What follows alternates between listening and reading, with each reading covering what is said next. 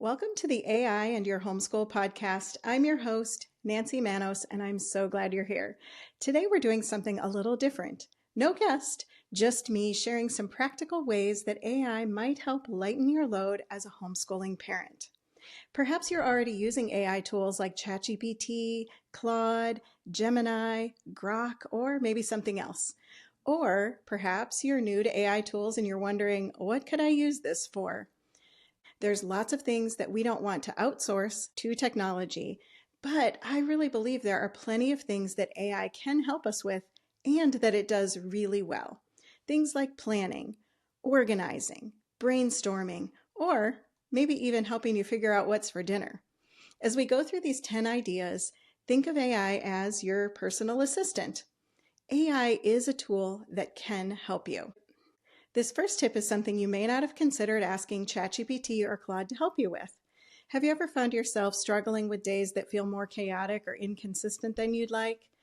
You've got a great curriculum and resources, and you've got wonderful enrichment activities that your family enjoys, but your weeks don't feel like they have a rhythm or a routine that flows as smoothly as it could. Tip number 1 is to ask AI to help plan your homeschool week. Instead of saying something broad and generic like, make me a homeschool schedule, tell it about your life. Give it enough information and detail that it can give you a response that's actually useful. Maybe you're homeschooling 4 children. Tell it their ages. Tell it which subjects they do independently and which ones you do together. Tell it that Tuesday afternoon is piano lessons and Friday morning is homeschool co-op. Tell it that you like to be done with your core subjects by lunchtime. The more specific information you can provide, the more helpful the response will be. Okay, you've given ChatGPT quite a bit of information about your family and your week, and you've asked it to create a schedule. The most important thing to remember is that you don't have to accept the answer that it gives you. This is just a starting point. And you're not looking for AI to tell you how to run your homeschool. You're looking for insights, ideas, direction, maybe something you're missing. Look through the responses that it gives you. Maybe there's too much structure, or it's not structured enough. Maybe the day is longer than you want it to be.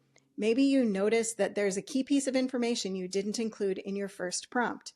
You don't have to throw the whole schedule out and start over, just continue the conversation. For example, you might say, this is too long of a day. We'd like to finish core subjects by lunchtime, leaving plenty of time in the afternoons for free play, science experiments, piano practice, and hobbies. The subjects the kids work on independently are math, spelling, and grammar. Please revise the schedule so our afternoons are mostly free. Now you've given ChatGPT more information about how you want your homeschool days to operate. Make it a conversation. Tell it what works. Tell it what doesn't. Keep refining the answer until you have something that works for you and your family. Number 2 is related, but with a twist. Have you ever had one of those weeks when the schedule you so carefully created completely falls apart? Somebody gets sick, the dentist appointment goes too long, grandma stops by, the washing machine breaks, whatever it is, you've suddenly lost an entire day. You could give AI the things you still want to accomplish and ask, we didn't get schoolwork done Tuesday because 2 of my children were sick. Here's what we still need to accomplish this week. Help me decide what to prioritize, what can wait, and how to spread the remaining work over Wednesday and Thursday without making either day overwhelming. Sometimes what you need is help looking at all the pieces, and AI can be really, really good at that. Number 3 is one of my personal favorites. Incorporating hands-on learning can really make a lesson come alive.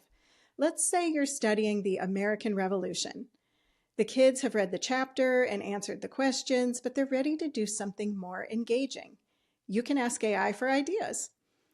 For example, you might say, we're studying the American Revolution. Give me 5 hands-on activities for children ages 8 to 13 using inexpensive supplies we likely already have at home. It's possible you won't like all 5 ideas. That's totally fine. You only need 1 or 2 that make you think, oh, we could do that.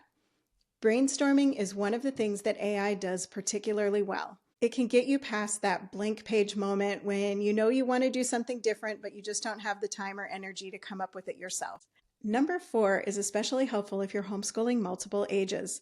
One of the things I love about homeschooling is that you can teach many subjects together, even when you have kids of different ages. In our own homeschool, we tried to do as many of our subjects together as possible.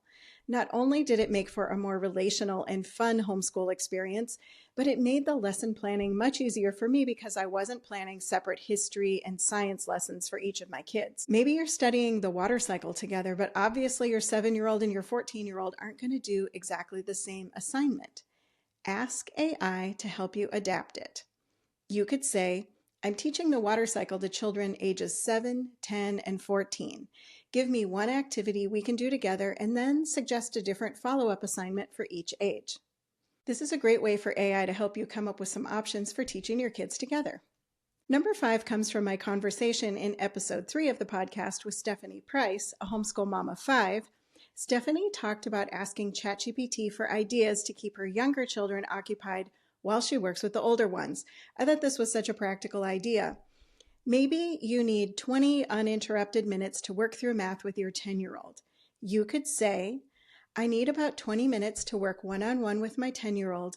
Give me 5 quiet activities my 4-year-old can do nearby using magnetiles, paper, blocks, or other basic things we probably already have here at home. And you can add whatever parameters matter to you. For example, you might say, nothing messy, nothing that requires my help, no paint, no Play-Doh, no glitter.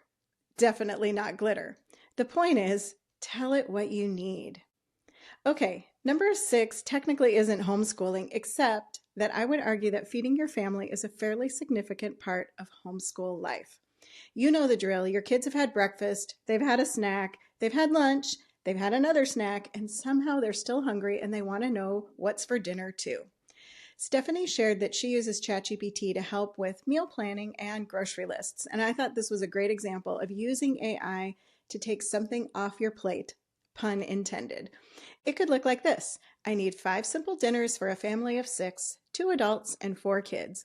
I have chicken, ground beef, rice, pasta, tortillas, frozen broccoli, and shredded cheese. Give me 5 dinner ideas and then make a grocery list for the additional ingredients that I will need. Then look through the suggestions. Maybe a couple of the meals sound great, but the others aren't going to work for your family. You could say, keep the meals with chicken and ground beef, but replace the others with meals that take less than 30 minutes to prepare. Or something like, nobody in my family likes mushrooms, please don't include them. Or make these meals more budget friendly. Again, it's just a conversation. Tell it what isn't working and what you want instead. Tip number 7, use AI to help you plan a field trip.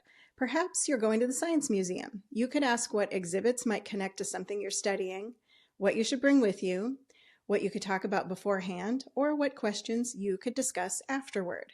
Something like, we're taking children ages 6, 9, and 12 to the Science Museum. Give me 5 things to look for, 5 questions we could talk about afterward, a packing list, and ideas for keeping the trip educational without making it feel like another school assignment. I really like that last part because I think sometimes as homeschool moms, we can take a perfectly lovely family outing and accidentally turn it into an assignment. Everything we do has educational value, but not everything needs to be turned into a formal lesson. Sometimes you just need a couple of good questions to talk about on the drive home. Another idea for field trips is to tell the AI tool the city where you live and ask for it to find field trip ideas in your area, including things like museums, educational outings, plays or theaters, musical performances, festivals, or other events coming up that your family might really enjoy. It's great at doing that kind of research for you. Number 8 could be a lifesaver when you get stuck. Use AI when your child isn't understanding something and you need another way to explain it. Let's say you're working on equivalent fractions. You've explained it, the curriculum has explained it, your child still doesn't understand it. And now, both of you are frustrated. You can ask AI to help you find another way to demonstrate the concept. For example, you could say, my 10-year-old understands multiplication, but is struggling to understand why 1/2 and 2/4 represent the same amount. Give me 3 hands-on ways I could demonstrate equivalent fractions using things we probably have in our kitchen. What you're looking for here isn't a worksheet or another textbook-style explanation. You're looking for a different way to make the idea concrete for your child. Maybe ChatGPT suggests using food, measuring cups, or something else you already have around the house. As the parent, you can look through the ideas and decide which ones make the most sense for your child.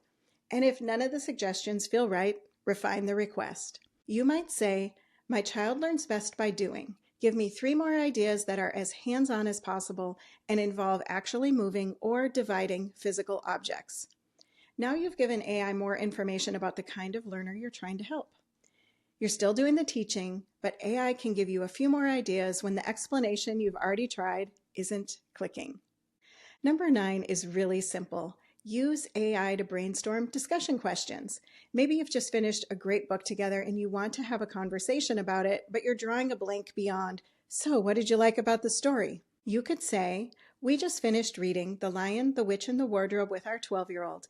Give me 10 open-ended discussion questions about courage, loyalty, temptation, sacrifice, and the choices the characters make."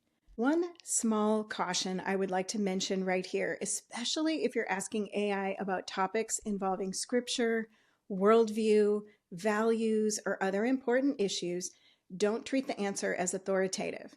Actually, that's true for all the answers you get from AI. It's up to you to evaluate the results that AI gives you. AI can give you ideas, it can help you brainstorm, it can help you organize information, but it can also be wrong. And it doesn't know your child. It doesn't know your family's convictions, and it isn't a substitute for scripture, prayer, wisdom, or discernment. Always evaluate what it gives you. Number 10 is a little different than the first 9. I want to give you a question to ask yourself. What is something in my homeschool or family life that keeps taking more mental energy than it should?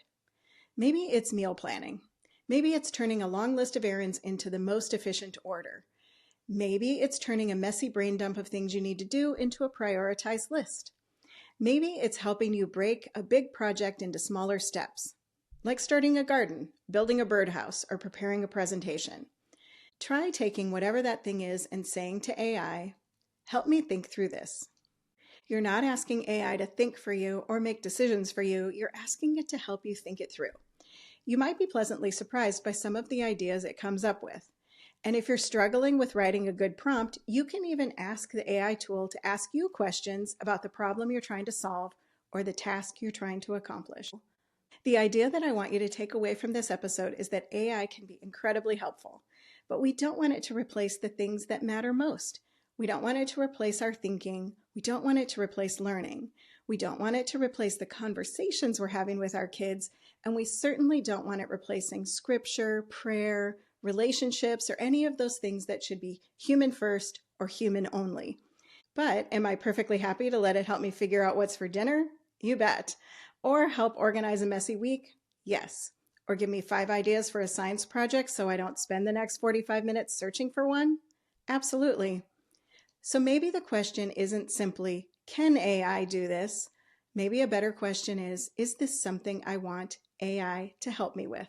Because there are things worth protecting. There are things our children need to do themselves because the doing is part of the learning. And there are things we need to continue doing because they're part of the thinking, creating, and relating to our children. But there are also tasks that take up time and mental energy without necessarily being the best use of either one. That's where I think that AI can be a really helpful assistant. So here's my challenge for you this week. Don't try all 10 of these, pick one. Which one made you think, "Oh, that could actually help me"? Try that. Open ChatGPT or whatever AI tool you're comfortable using and start a conversation. And if the first answer isn't very good, don't give up. Tell it what you don't like. Give it a little more information.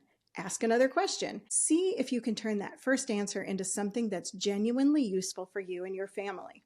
And then close the computer and go spend the time you've saved on something that matters more.